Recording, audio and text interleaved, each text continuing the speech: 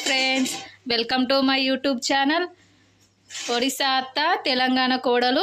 ఈరోజు మా అత్తమ్మ ఎగ్ కర్రీ చేస్తుంది. ముందుగా ఒక కడాయి పెట్టుకొని మేము ఒక 9 ఎగ్స్ తీసుకున్నాం. దాంట్లో కొంచెం సాల్ట్ వేసి ఒక 10 నిమిషాల వరకు ఉడికించుకోవాలి. మూత పెట్టుకోవాలి. కర్రీ కోసం ఒక అర్ధ కిలో వరకు టమాటాలు చిన్న ముక్కలుగా కట్ చేసుకోవాలి. ఒక 2 ఉల్లిగడ్డలు, 4-5 పచ్చిమిర్చి కట్ చేసుకున్నాం. అయిపోయింది కదా ఫ్రెండ్స్, ఉడికిందో లేదో ఒకసారి చూద్దాం. ఫ్రెండ్స్, కొంచెం పగిలినట్టు అనిపించింది కదా, ఎగ్స్ ఉడికిపోయినట్టే. గ్యాస్ ఆఫ్ చేసుకొని పొట్టు తీసుకుందాం. పొట్టు తీస్తున్నా. పొట్టు తీసుకోవడం అయింది ఫ్రెండ్స్. ఇలా మధ్యలోకి కట్ చేసుకోవాలి ఎగ్స్ని.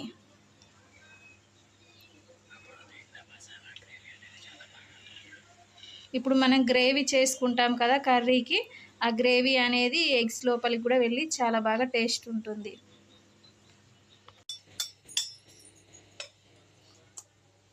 ఒక ఎగ్ పగలగొట్టుకోవాలి. ఇప్పుడు ఉడికించిన గుడ్లను ఫ్రై చేసుకుంటాం.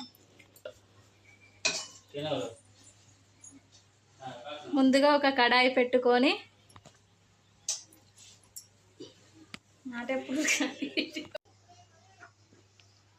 ఒక కడాయి వేడైన తర్వాత 2 పావుల వరకు ఆయిల్ వేసుకోవాలి. ఇందాక మనం ఎగ్ పగలగొట్టుకున్నాం కదా, దాంట్లో ఉడకబెట్టిన గుడ్లను వేసి మంచిగా కలిపి ఆయిల్లో డీప్ ఫ్రై చేసుకోవాలి.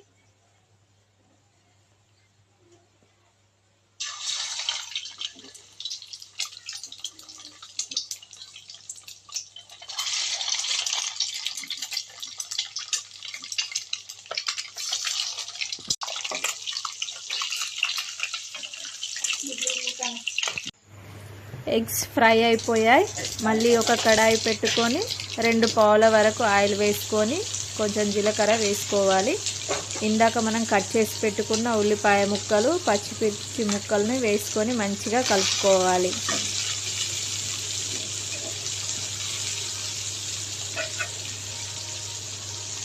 ఒక 2 నిమిషాల వరకు కలుపుకోవాలి. ఒక స్పూన్ వరకు అల్లం వెల్లుల్లి పేస్ట్ వేసుకొని మళ్ళీ ఒకసారి మంచిగా కలుపుకోవాలి.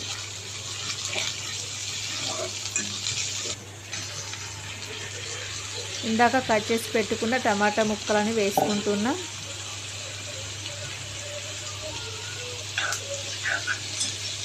ఇవన్నీ ఒకసారి మంచిగా కలుపుకొని ఒక 5 నిమిషాల వరకు మూత పెట్టుకొని ఉడికించుకోవాలి. ఉడికాయి ఫ్రెండ్స్. ఇప్పుడు ఒక స్పూన్ పసుపు,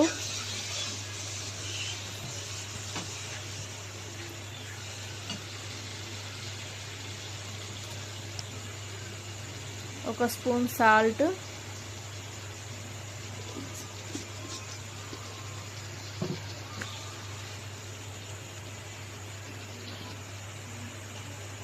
ఒక స్పూన్ కారం వేసుకొని మంచిగా కలుపుకోవాలి.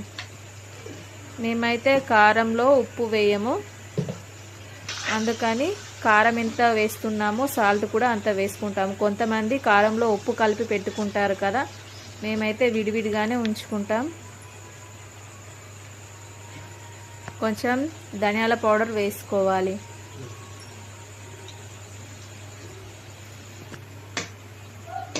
ఒకసారి మంచిగా మళ్ళీ మూత పెట్టుకొని ఒక 2 నిమిషాలు కలిపి ఉడికించుకున్న తర్వాత ఇలా టమాటా ఉడికిన తర్వాత మనం ఇందాక ఫ్రై చేసి పెట్టుకున్న కోడిగుడ్డు ముక్కలను వేసుకోవాలి. కొన్ని వాటర్ వేసుకొని మళ్ళీ ఒక 5 నిమిషాల వరకు ఉడికించుకోవాలి.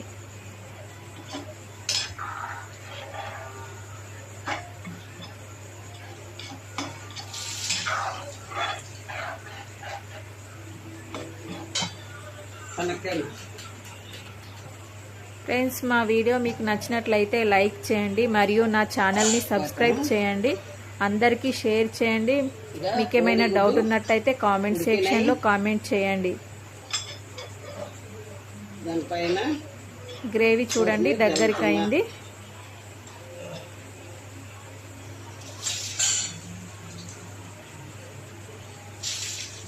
చివర్లో కొత్తిమీర అలా చల్లి వేస్తే కోడిగుడ్డు ఫ్రై రెడీ.